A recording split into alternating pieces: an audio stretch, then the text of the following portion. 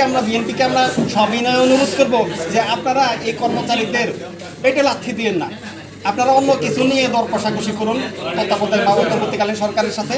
আমাদের এই নির্যাতিত অধিকার বঞ্চিত বা বৈষম্যের শিকার এবং বর্তমান দ্রব্যমূল্যের সাথে সঙ্গতিপূর্ণ রেখে আপনারা মহার্ঘ ভাতা আপনারাই সুপারিশ করুন। কারণ আমাদের তো আমরা চলতে পারতেছি না, আমরা তো আমাদের ছেলে সন্তানদেরকে লেখাপড়া করাতে পারতেছি না, আমরা দুমুঠো ডাল ভাত খেয়ে বাঁচতে পারতেছি না।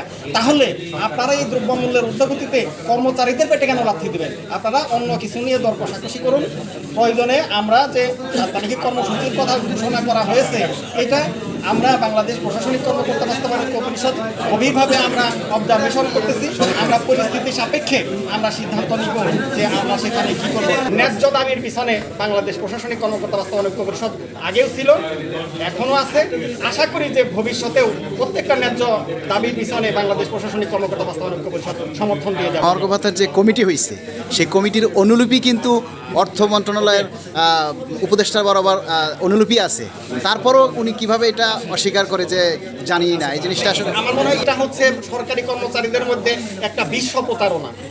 কারণ যারা সরকারি সিদ্ধান্ত ছাড়া এত বড় একটা কমিটি গঠন হয় না, যেখানে একটা উপদেষ্টা হচ্ছে সেই কমিটির প্রধান আহ্বায়ক। আর তারা বলতেছেন যে কে করলো, কিভাবে করলো, তারা করে নাই, কে ঘোষণা দিল, এগুলো কেন? এটা একটা প্রতারণা, এটা সরকারি কাজেরও একটা অপচয়।